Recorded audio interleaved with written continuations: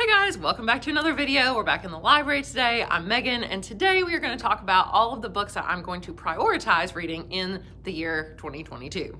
Now, as far as my goals for this year, I didn't really do a goal video, and I don't really set a number of goals of books I want to read, but I definitely want to read a lot more, of course, than I did last year. I had a baby last year, so obviously I didn't have as much time to read. But this year, I plan on starting a lot of new series, maybe continuing some old series. I already did a video that you might have seen a couple weeks ago about the series I'm currently in the middle of. I'm definitely going to continue some of those, so I'm not going to touch on those too much in this video, but I am going to talk to you today about definitely some new series I want to start and a few standalones as well. So the first series I really want to start is Hyperion. This is a kind of an older, I say older, I mean, I think it's like the late 80s, early 90s sci-fi series by Dan Simmons. And I believe there are 4 books in the series. I really need to look into this more for sure. But I own the first one now. I got it for Christmas. And I've read the plot summary on the back and it sounds amazing. It definitely sounds epic sci-fi. And Books with Brittany, who's one of my favorite booktubers, she highly recommends this book, loves it. So I'm going to take her suggestion because I like a lot of the books that she likes, and I'm going to give this series a try. I'm also going to read Neon Gods, which is the first in a kind of fantasy romance series by Katie Roberts. This book is sort of a Hades Persephone retelling of their romance, but it's set in modern times where Olympus is like this huge big city, like a metropolis. So I like that. The aesthetic of it sounds cool. I mean, Neon Gods, that sounds like the coolest name ever. I've been trying to read some more fantasy romance, but every time I do, I'm just not a huge fan of it. So I'm hoping that this will kind of fill that void that I've been looking for. The next series I may or may not start. I'm gonna go ahead and put it on the list because I have high hopes, but we'll see if I get around to it. It is the Malazan Book of the Fallen series. This one, the first one is Gardens of the Moon by Steven Erikson. Now, this series is known to be epic and take a long time to read. There are, I believe, 10 books in this series. It's basically Game of Thrones level of world building and detail, history, characters. I mean, apparently it is just so epic that I think it originally started as an idea from maybe Dungeons and Dragons. The author really liked that game and kind of made almost like a fan fiction of it. But it turned into this series. But apparently there's way more just even thought that went into planning every little detail, even more so than maybe Game of Thrones. Like, he planned it all out before he even started, is what I gather. Whereas Game of Thrones, I feel like he's definitely at this point kind of making stuff up as he goes along. It's books 4 and 5 kind of went off the rails from the first ones. Anyway, this sounds like a really intense commitment though, time-wise and just brain power wise. So will I get time to read it? I don't know, but I know that I cannot listen to the audiobook of this because it is epic high fantasy, which means of course there's all those weird names and places and hard to pronounce things and maps and appendices in the background and things like that. So I would definitely have to read this book physically. So we will see maybe this summer if I could possibly get time to read it. Another series I really want to start is the first book is Assassin's Apprentice by Robin Hobb. I've been wanting to read Robin Hobb for a long time because everybody on BookTube is talking about Robin Hobb, even though her books are somewhat older. So this series I know follows Fitz, who is, I believe, well, he's like the illegitimate son of the prince, I believe it is. And so he's being trained to be an assassin. And I know there's something about animals, like he can kind of communicate with animals. I don't think they're talking animals. It's just he like understands them basically, like they're on the same wavelength kind of thing. And that's really all I know about it, except I know there's a character named the Fool who everyone talks about being amazing. And I know that one of the books later on is even called like Fool's Fate, Fool's Errand, things like that. Like there's a whole other series that features them more prominently. So I'm definitely looking forward to starting the series. Basically there's different trilogies. So there's this first trilogy with all the Assassin's Apprentice and what is it, Assassin's Fate, all that kind of stuff. Then there's the Live Ship Traders trilogy, which I also want to start, and I've heard it's even better than the Assassin's Apprentice trilogy. So I'm just going to keep going through them and seeing which ones I like and which ones I don't. If I don't like one trilogy, I might just try another one, even though they're set in the same world. I don't think you have to read all of them in order, so I'll at least give this first one a try. If I don't like it, I'll give one of the other series a try. Another series I want to start, I'm sensing a trend here, yes, it's a lot of starting series, is Keeper of the Lost Cities. So this is, I believe, 8 books. It is a middle grade series, and I just finished reading Nevermore, as you guys know, back in December, and this, I loved Nevermore. I say finish, I know the series is ongoing, but I read the 3 books that are out, and Nevermore has become one of my all-time favorite series ever. It's very similar to Harry Potter, more whimsical, funny, and I'm hoping that Keeper of the Lost Cities is going to be very similar, because while I'm waiting on the 4th Nevermore book, I need something to fill that void, and I'm hoping that Keeper of the Lost Cities will be that. One of my students at school even told me that this is super similar to Harry Potter, just in vibes and tone, so I am gonna give it a shot. The next book I wanna read is actually a standalone, and that is The Secret History by Donna Tartt. This book is like literary fiction, definitely not fantasy or anything like that. I think it's got some dark academia vibes, but this is a book that was highly recommended to me by multiple people, including my sister-in-law, who bought it for me for Christmas. I've already showed you guys that in my book haul. So this book is really long. It doesn't look that long, but it's really dense, and I know even my sister-in-law, I think she's a pretty fast reader, but she said it took her quite a while to get through it. So I'm thinking that I will save it till maybe October-ish. I know it's not a Halloween book, but something about dark academia, like, you know, mystery and maybe murder and stuff set at a college. I don't know, that just reminds me of the fall, so I think I'll save it till then. The next series that I am 100% sure that I am finishing is the Mummy series by Anne Rice. So a lot of you have not probably even heard of this series, but it is one of my favorites of all time. We know I love Anne Rice. We know she's my favorite author. Rest in peace, Anne Rice. Oh my gosh, I'm gonna cry if I think about it. Anyway, her final book that she wrote before she died comes out literally next week from when I'm filming this. So I'm rereading the first 2 books in the Mummy series, which came out like 20 years apart. So the first one is called The Mummy, and the second one is The Passion of Cleopatra.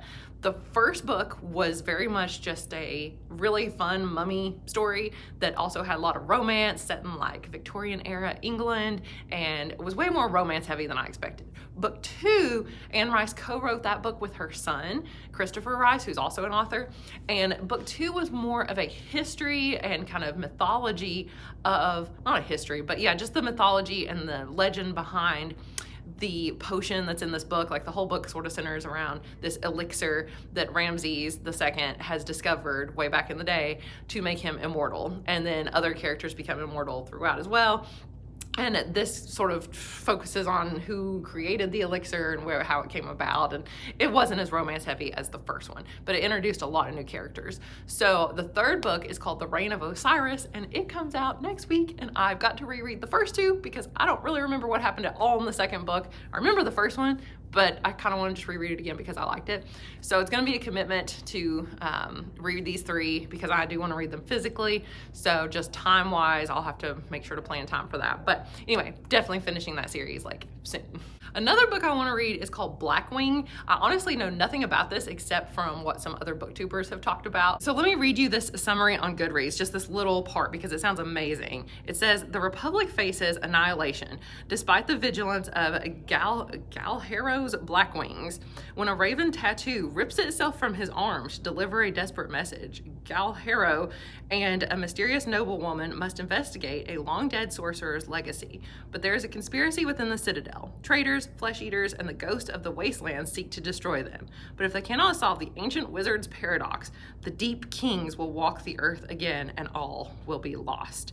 I'm like, what? Deep kings and tattoos that rip themselves off your flesh and traitors and ghosts, and it's listed as post-apocalyptic, dark fantasy, sci-fi, fiction, adult fantasy. Okay, so this sounds amazing and I'm gonna prioritize it just because it sounds so cool, and I don't know why more people aren't talking about it, so we'll see if it's any good. It does have 4.11 stars on Goodreads, so I am pretty hopeful for that, and I believe it is a trilogy. Another standalone that I want to prioritize this year is Project Hail Mary. It's in fact probably going to be the very next audiobook that I read.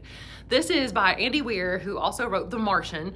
You don't have to have read The Martian, it's not a series or anything like that, that, but I hear that this book is way better than The Martian even, which I've not read and really don't have any interest in reading, even though I know it was really popular. Obviously it was a movie, but Project Hail Mary, they say the less you know about it, the better, and that it's about an astronaut who's kind of lost in space and kind of has to survive, kind of like The Martian, but that things get real weird and that there's a character that everybody loves, and I don't know, I feel like it's gonna be somewhat of a mystery. I don't know if there's gonna be supernatural things, if maybe there's like a creature in space. That just sort of sounds like what might happen. I don't know. So I'm gonna read this next after I finish the book I'm reading right now. An author that I definitely want to prioritize is N.K. Jemisin. So I know she writes a couple different series that people really love. One is obviously the 5th season, which is the Broken Earth trilogy, right? This I know is really weird because it's written in second person point of view, where it says you do this, you do that, or at least part of it is written that way. And people say that's hard to get used to, but that it's kind of, I think, sci-fi, post-apocalyptic kind of thing. So I'm definitely intrigued enough to try it. I don't know really much about it other than that, but I'll give it a shot. And another series I want to prioritize by N.K. Jemisin is the Inheritance trilogy. The first of which is, let's see, the 100,000 Kingdoms, which I hear a lot about, but I'm looking on Goodreads and I see that it only has a 3.87 stars. Not that that is bad, but that's just not as high as I would have expected. I honestly don't know anything about it, except that a lot of people say 100,000 Kingdoms is better than the Broken Earth trilogy, so we'll see. But it says that it focuses on Yan, I don't even know how you say her name, is an outcast from the barbarian north, but when her mother dies under mysterious circumstances, she is summoned to the majestic city of the sky. There, to her shock, she is named an heiress to the king, but the throne of the 100,000 Kingdoms is not easily won, and she is thrust into a vicious power struggle. Doesn't really sound like necessarily anything spectacularly new. Fantasy, romance, adult, magic, young adult, so possibly even young adult. So I just need to kind of go into it expecting that, some young adult, sci-fi, fantasy, romance, all that kind of stuff. So I'll definitely give it a shot. I think I'll try Broken Earth trilogy first, and then if I don't like it, then I'll move on to this Inheritance trilogy. Finally, a book that I definitely want to start reading this fall, probably around Halloween time, I think I'll listen to the audio, is Kingdom of the Wicked by Carrie Maniscalco. I talk about this book all the time to my classes in the library because it sounds like something they would really enjoy. She also wrote the Stalking Jack the Ripper series, which students love. Mystery is super popular right now. But this book is more of a fantasy romance mystery from what I gather, and I know it's about a girl who lives in Italy, which is super cool, by the way. Like that's something really unique, like an old, I think it's set in like maybe the 1800s, you know, set in Italy romance novel. I mean, that sounds super cool, right? And I know it's about a girl who she has a twin sister who is murdered, and so I guess she spends the rest of the book trying to solve her sister's murder, but to do it, she summons like a prince of hell or something, because she and her sisters are both witches, and the one she summons, I guess they're based on like the different sins, and I don't remember which one she summons, like greed or I don't know. Anyway, so this sounds really intriguing. I know there's a sequel already out and the third one's coming out soon, so I'm definitely gonna at least give it a shot because I've never read from this author before, and we'll see how it goes. So those are some books I definitely want to prioritize in 2022. There are some other ones on this list that I don't know that I'll get to, because as I'm reading down through the list I originally made, it's pretty much my entire Goodreads goal, which I said I don't set goals, but I did put on there like 26 books in case I tried to read one every other week. So I'm looking on my list and there's like more than 26 books on this list. So that's kind of a problem. This is basically my entire year's worth of reading, but I'm a mood reader, so I know I won't just pick these up. And if I find something new I want to read or hear about something on BookTube, I'll put these down for something else. So these are just ones I at least want to try to prioritize, but I'm interested in the Nevernight series by Jay Kristoff. I'm interested in the Poppy War trilogy. Everybody talks about that, R.F. Kuang. Jade City by Fonda Lee. Everybody talks about that series. I know all those are all completed series now. I think all three of them are. So those would be something to start at some point. Obviously the new Nevermore book comes out in October, Silverborn, and I'm gonna 100% read that like the day it comes out. I'm looking to see if there's anything else. Those are pretty much the main ones. Now, if I come across anything else, like I said, I will drop these and pick up something else. So we'll see. But thank you guys so much for watching today. Let me know what books you are gonna prioritize in 2022, and I will talk to you guys again later. Bye.